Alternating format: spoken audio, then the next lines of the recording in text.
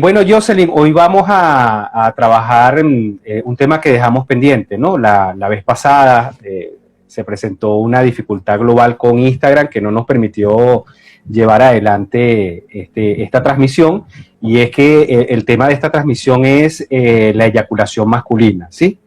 Entonces, bueno, Exactamente. a todos los que están conectados y los que van a ver de manera remota esta transmisión, igual quiero darles la bienvenida a este espacio, y también quiero darle la bienvenida a Jocelyn Castaño, quien es psicólogo clínico y además es especialista en sexualidad.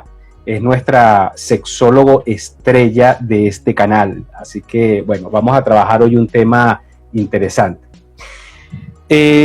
Jocelyn, bueno, yo quiero un poco contextualizar el tema, comenzando diciendo algo que tú y yo hemos repetido y hemos comentado en transmisiones anteriores, y tenía que ver sobre el tema de la función del sexo, o cómo tradicionalmente hemos entendido el sexo como una actividad básicamente dirigida a satisfacer al hombre, ¿sí?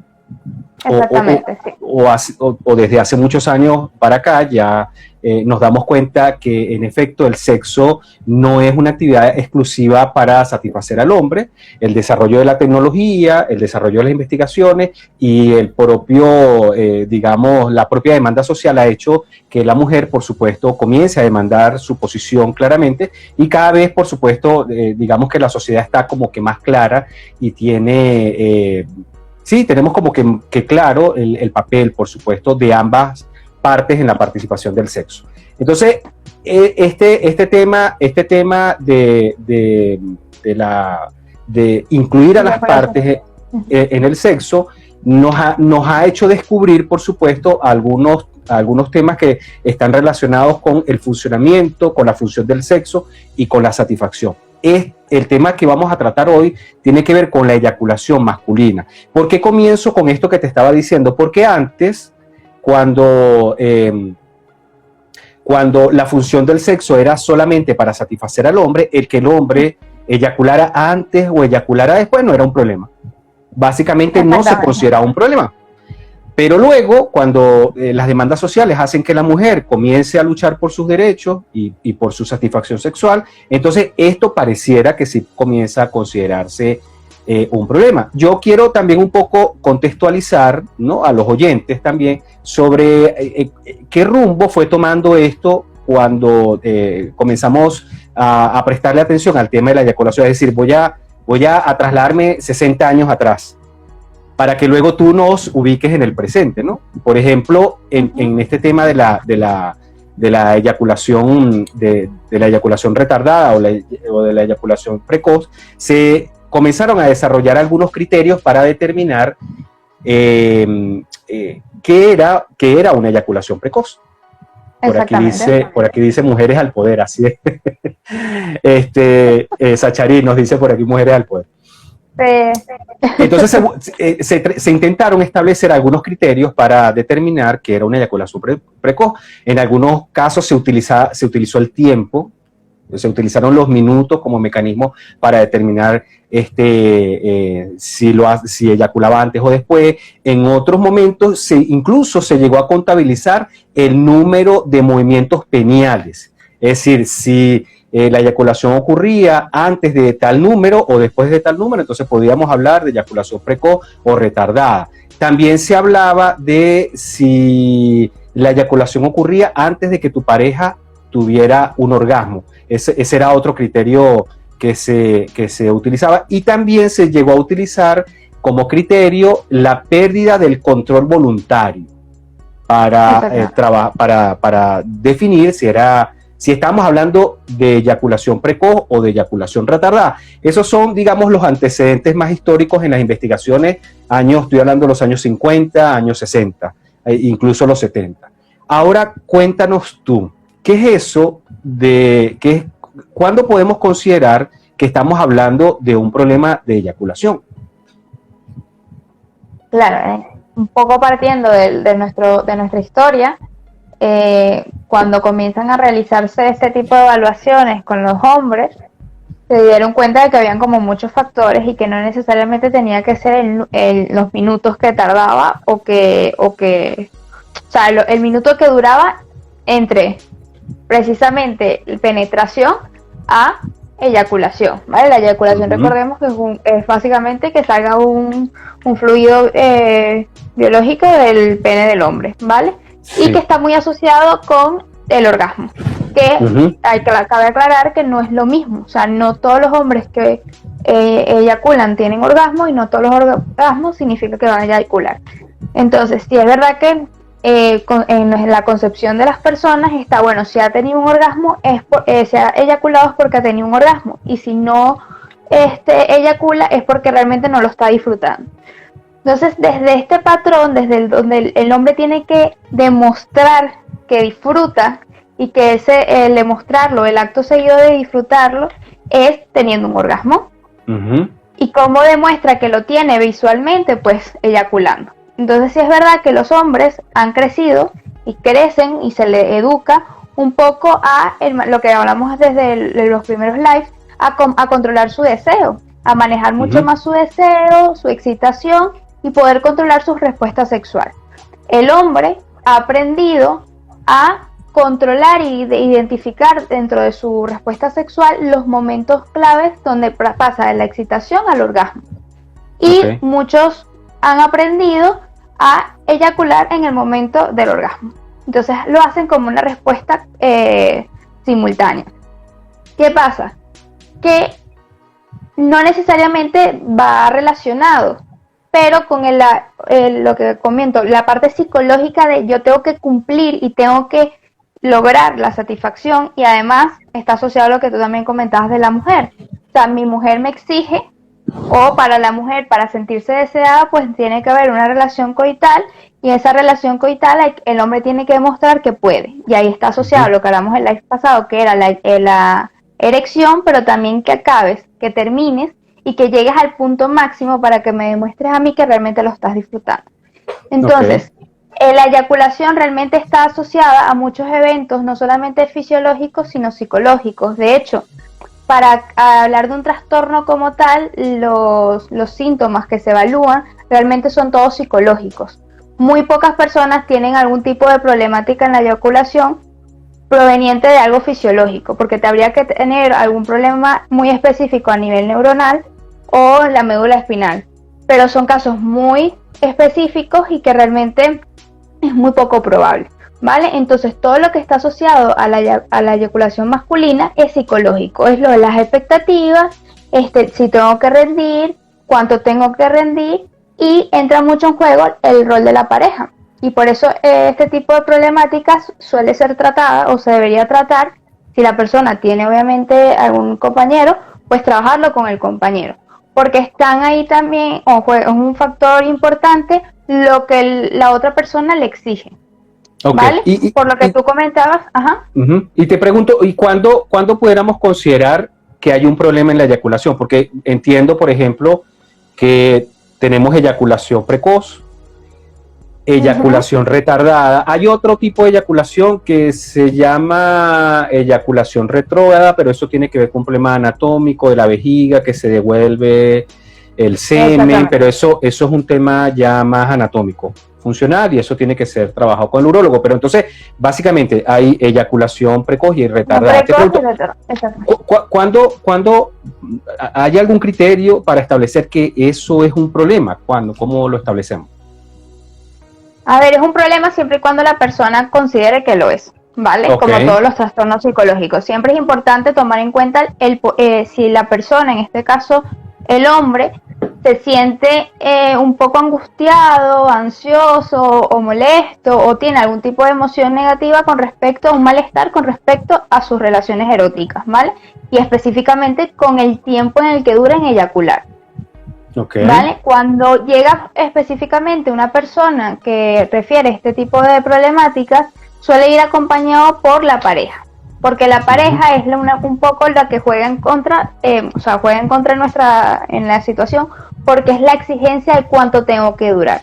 La eyaculación precoz diagnosticada o en los libros de diagnóstico, pues habla un poco de aquellas personas que duran unos menos de 3 minutos desde la penetración en eyacular, ¿vale? O sea, desde el contacto directo con el pene o el tocamiento del pene, no pasa más de 3 minutos y ya eyacula.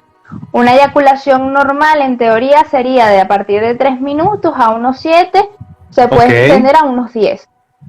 Y una eyaculación retardada sería cuando ya pasa más de media hora, aproximadamente unos 30 minutos, y la persona le cuesta terminar o acabar o eyacular. Es decir, pero en este caso, es decir, que estamos hablando más de 30 minutos si la persona de manera persistente está buscando llegar a ese punto a eyacular y no lo logra. Exactamente. Y también en el caso de la eyaculación precoz también estamos hablando de problemas cuando de manera persistente hay eyaculación en el juego previo, de manera persistente, o antes del coito, pero de manera persistente, porque a ver, las razones por las cuales una persona pudiera tener eyaculación precoz de manera situacional son variadas. Primeras relaciones, ingesta de licor previo, que puede acelerar, o hay algunas expectativas particulares que pueden acelerar o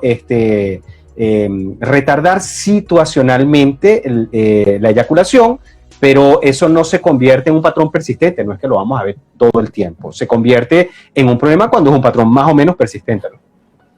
Exactamente, y cuando ese patrón está afectando la vida sexual de la persona, cuando no se siente complacido y satisfecho con eso. Insatisfacción de las partes, cualquiera de las dos partes, ¿no? Exactamente, sí, de hecho hay casos en los cuales viene la pareja, el chico en este caso, o la persona con pene en este caso, no siente ningún tipo de malestar, pero hay una exigencia por parte de la pareja en el cual solicita ayuda porque porque hay muchas ideas asociadas a que si no eyacula en el tiempo que yo considero que es lo más óptimo, o por una parte quiere acabar ya y darse la vuelta e irse a dormir, no soy un objeto de deseo representativo para él, no me quiere, no quiere tener relaciones conmigo, y bueno, hay un montón de ideas que pueden estar presentes. ¿Y en el caso del hombre, cómo lo afecta? En el hombre le afecta lo que estaba comentando en la parte de que tengo que rendir y tengo que llevar unos objetivos. Y lo que tú también comentabas y que hemos comentado en la historia es la necesidad de, yo tengo un rol dentro de la relación, soy yo el que tiene que llevar las riendas. En algunos de los momentos de la relación erótica, entonces no estoy cumpliendo con el rol que debería, y eso va a afectar directamente a mi ego y a mi satisfacción, y también a la satisfacción de la otra persona. Entonces el hombre se ha desarrollado en algún momento, ha tenido como mucha presión de cumplir con cosas, llevar el control, llevar las riendas, y eso puede afectar directamente a nivel psicológico, porque si estamos pendientes de rendir, de lograr un objetivo, la respuesta sexual es más de sentir que de pensar. Si pensamos mucho en que queremos lograr algo, la respuesta no va a suceder, ¿vale? Sí. Nos ponemos nerviosos, nos ponemos ansiosos, y la preocupación es completamente lo contrario a la satisfacción sexual.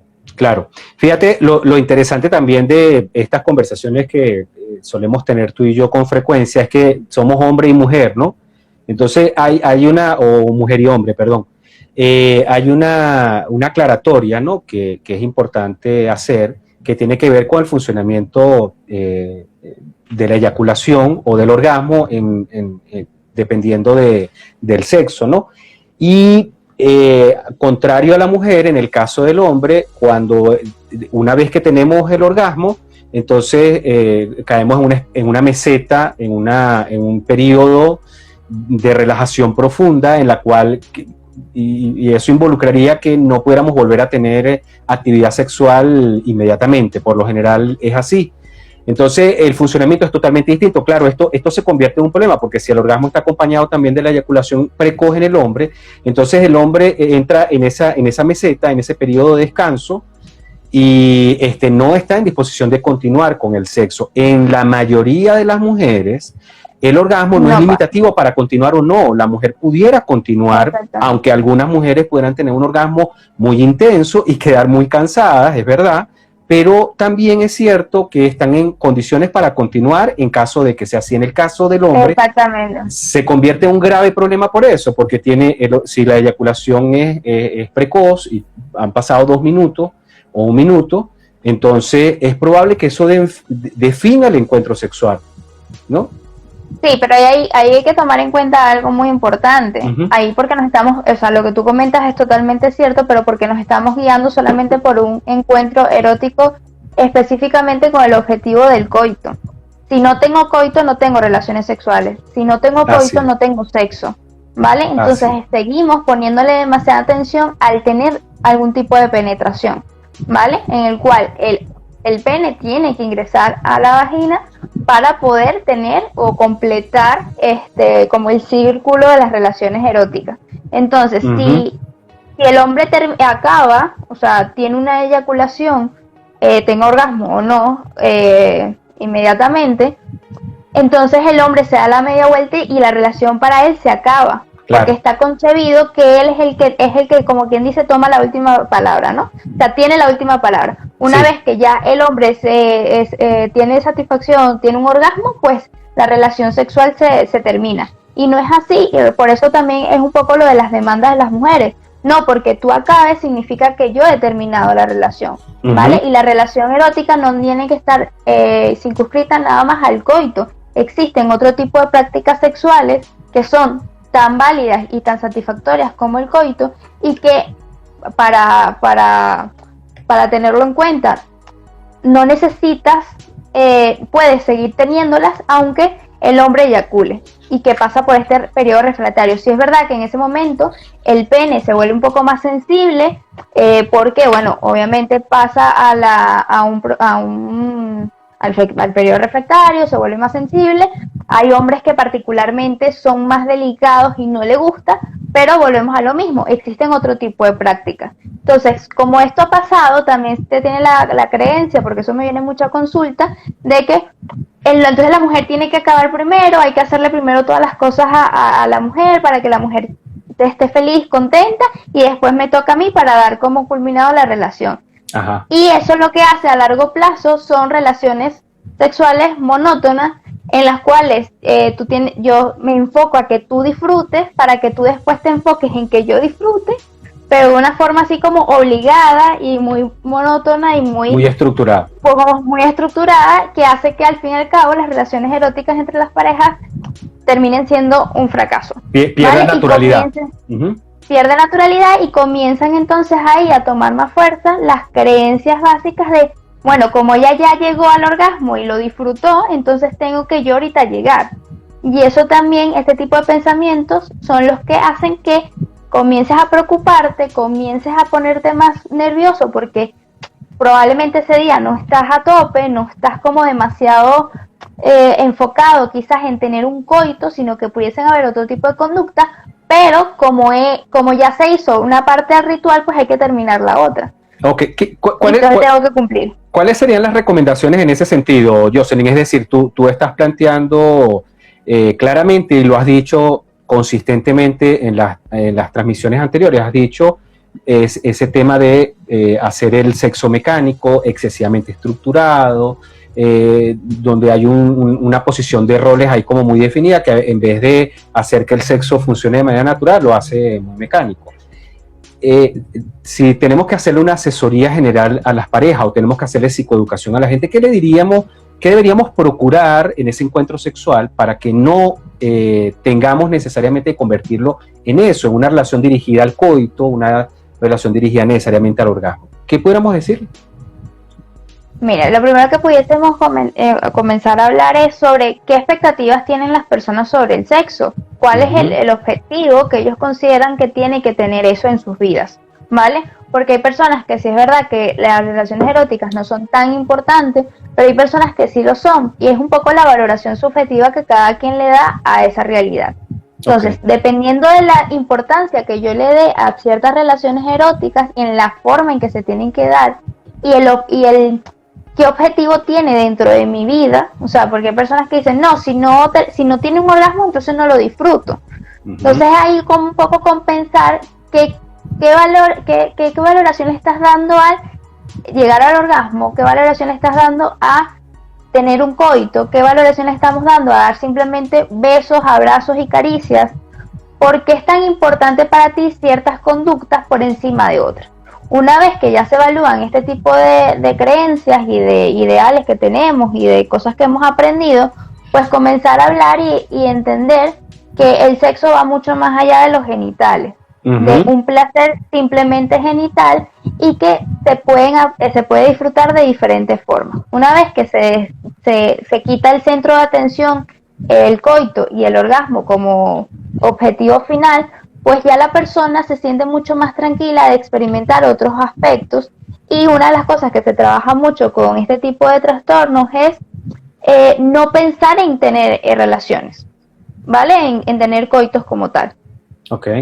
Puedes hacer todo lo que tú quieres, menos coito. Ok. ¿Vale?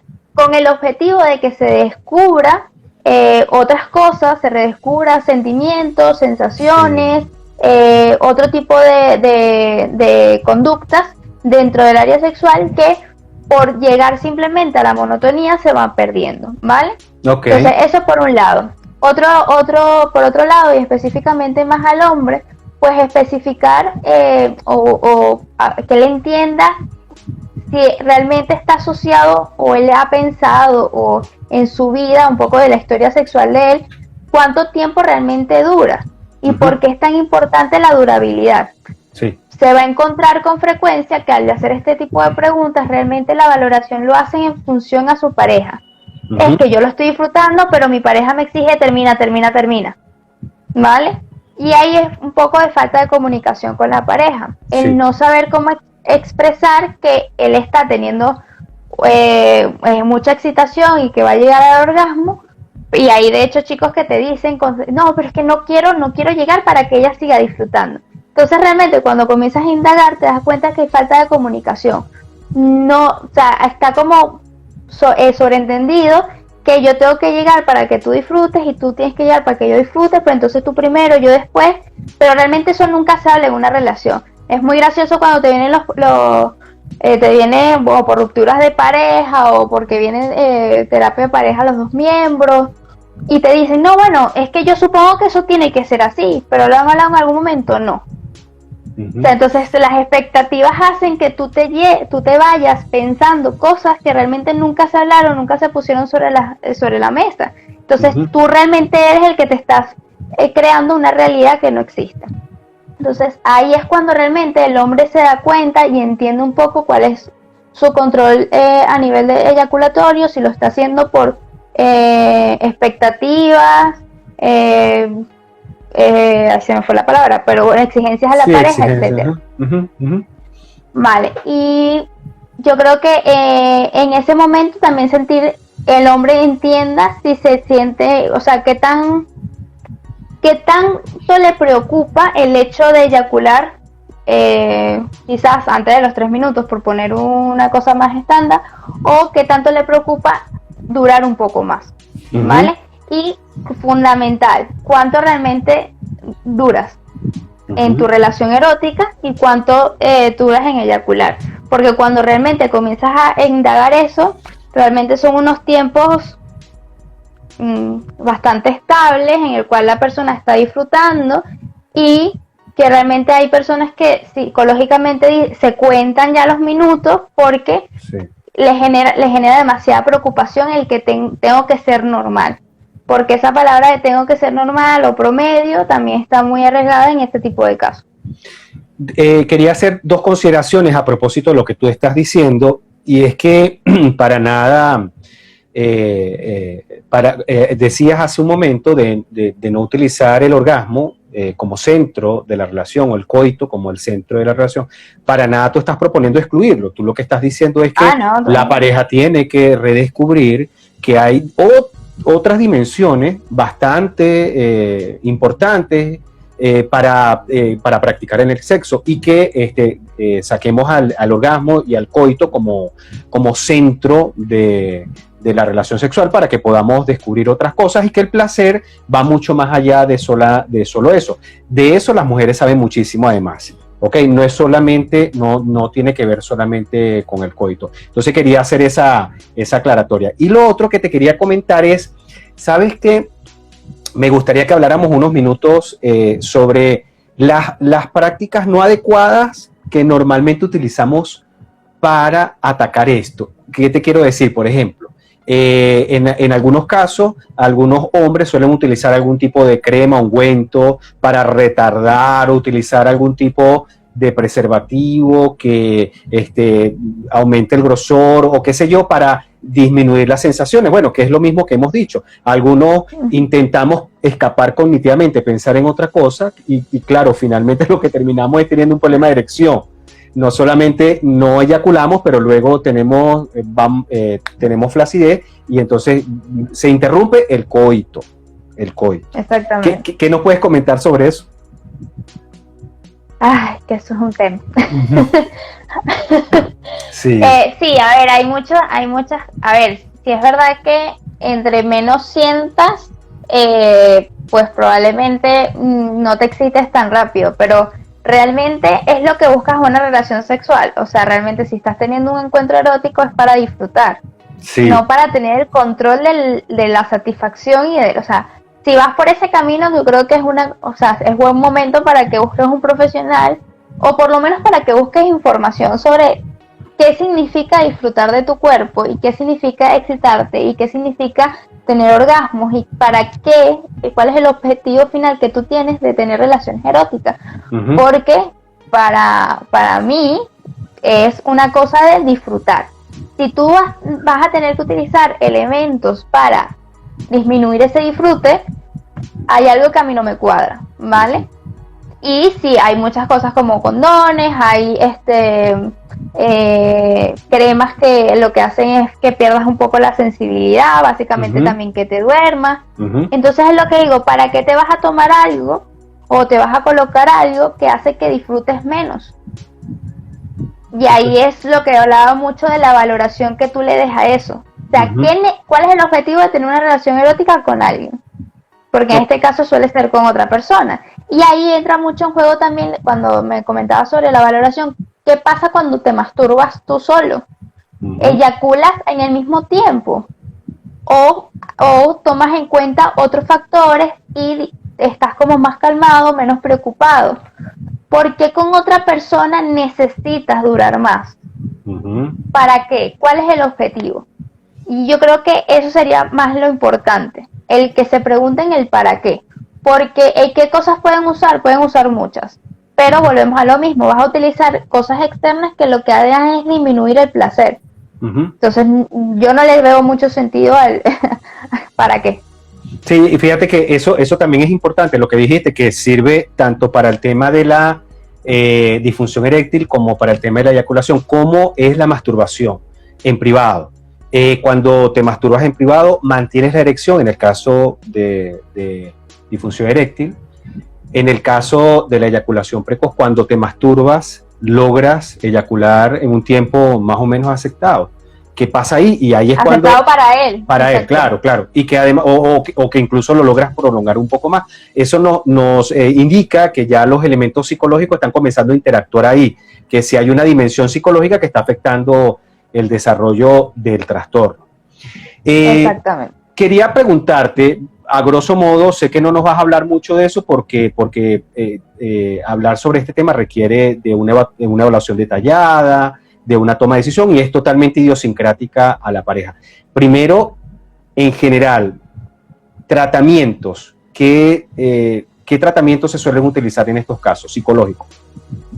En estos casos lo que se comienza es con mucha educación sexual, indagando en este tipo de creencias básicas sobre todo lo que tenga que ver con la sexualidad, relaciones eróticas, roles dentro de las relaciones, mucha exploración con respecto al disfrute de orgasmo, cómo ha sido la historia sexual de esa persona, o sea, desde siempre has tenido orgasmo, no los has tenido, te ha costado más, te ha costado menos, con quién te has sentido más cómodo, más cómoda para tener este tipo de ciertos actos que te permitan llegar al disfrute en toda su expresión, y cómo es tus masturbaciones. O sea, se hace primero una historia clínica y sexual muy profunda para identificar, y a partir de ahí lo primero que se suele hacer es dar educación sexual, hablar de genitales, hablar de expectativas, hablar de roles de género. Okay. A partir de ahí, cuando ya se evalúa la forma en la cual la persona también se relaciona con otro, pues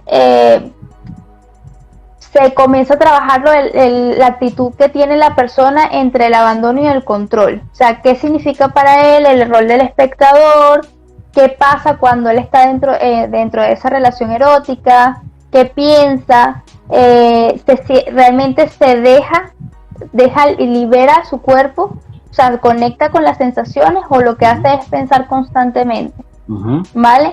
Okay. Hay que también obviamente evaluar, o sea, aunque realmente este tipo de trastornos, si es verdad que lo que comenté al principio, no hay muchas causas físicas, si es verdad que habría que hacer algún tipo de evaluación como por descarte, pero también evaluar si la persona tiene antecedentes de depresión, ansiedad, el consumo de fármacos también puede estar asociado.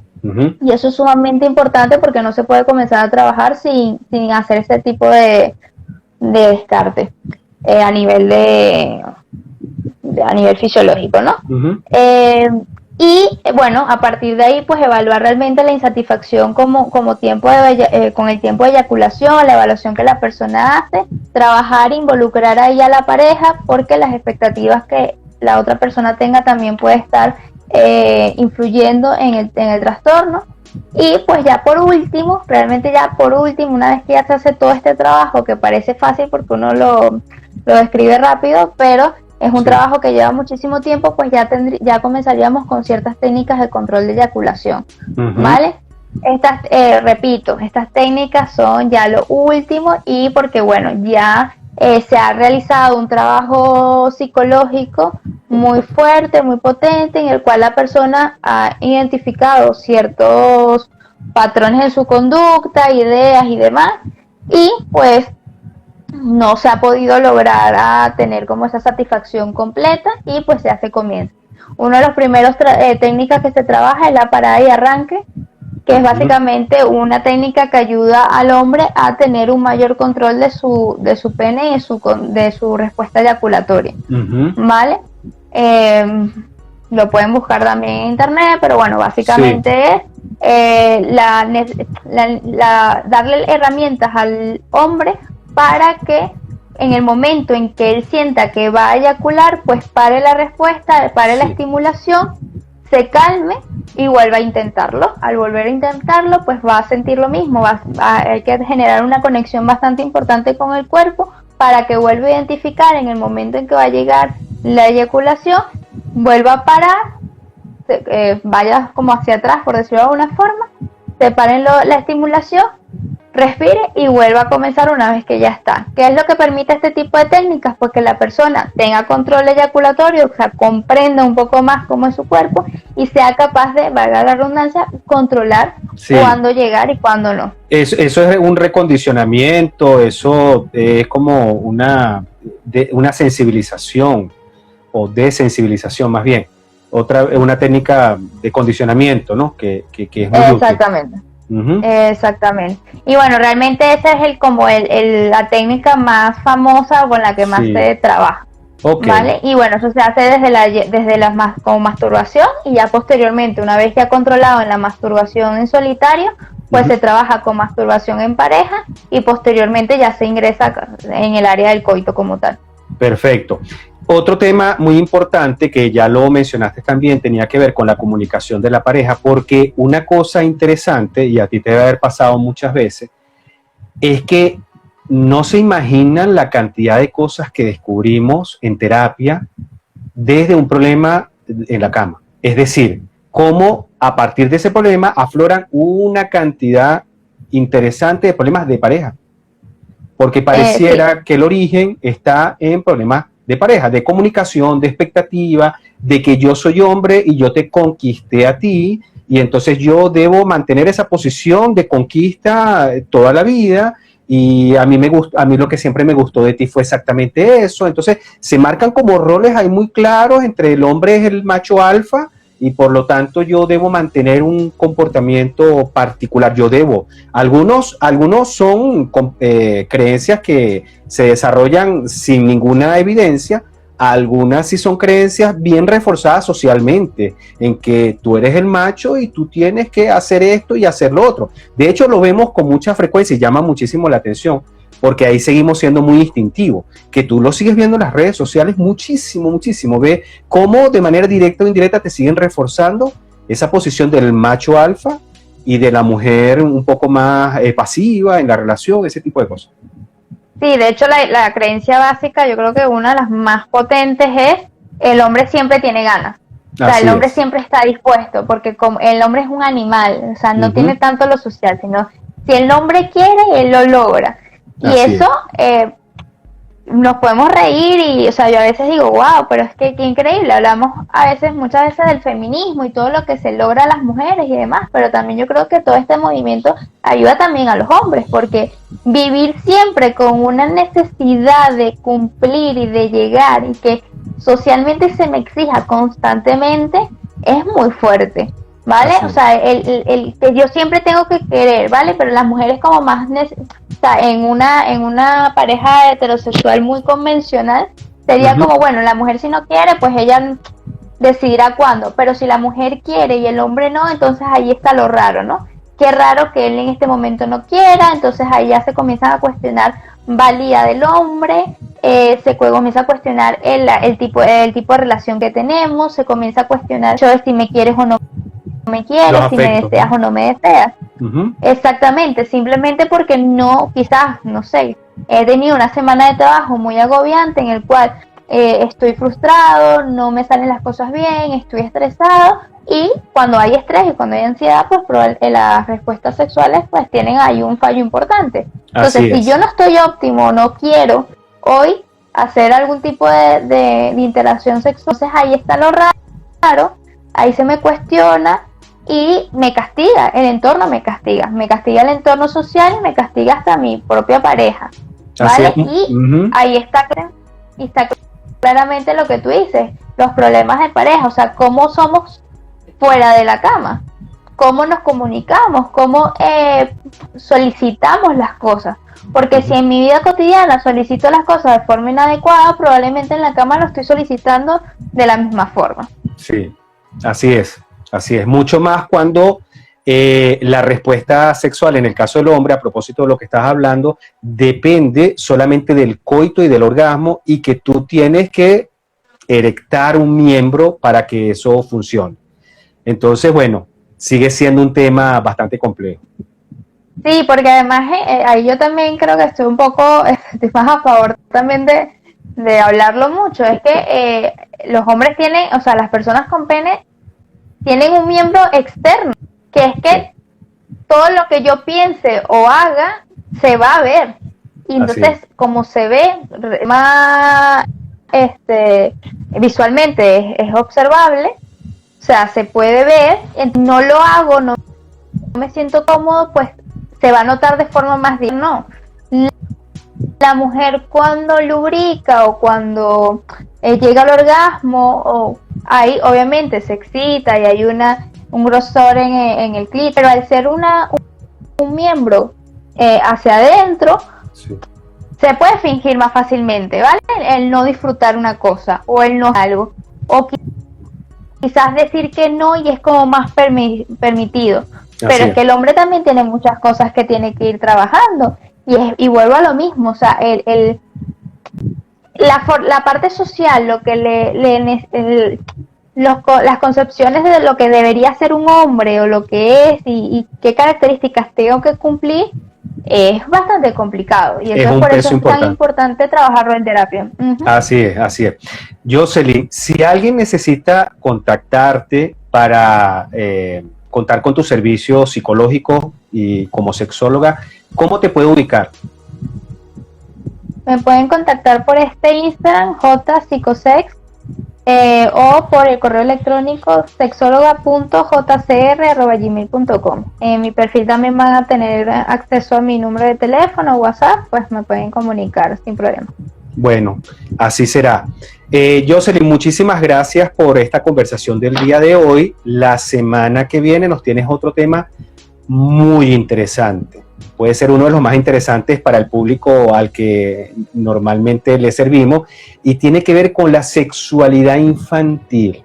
De eso me han preguntado muchísimo porque tú lo has tocado en las distintas transmisiones que hemos tenido, pero esta vez sí vamos a hablar de la sexualidad infantil. Vamos a hablar de los niños, qué pasa con el sexo en los niños, qué pudiéramos considerar normal, no anormal, problemático, cuándo tenemos que alertarnos o cuándo no, y cómo pudiéramos manejar algún tipo de situaciones que se nos puedan presentar al respecto.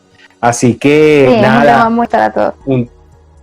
Claro que sí. Entonces, bueno, nos vemos el próximo jueves a la misma hora y como siempre, súper agradecido contigo, con tus conversaciones y con las personas que están escuchándonos cada semana. Pues no, muchísimas gracias a ti, pues nada, nos vemos la semana que viene. Gracias a todos por contactarnos. Claro que sí. Chaito, pues. Adiós. Chao.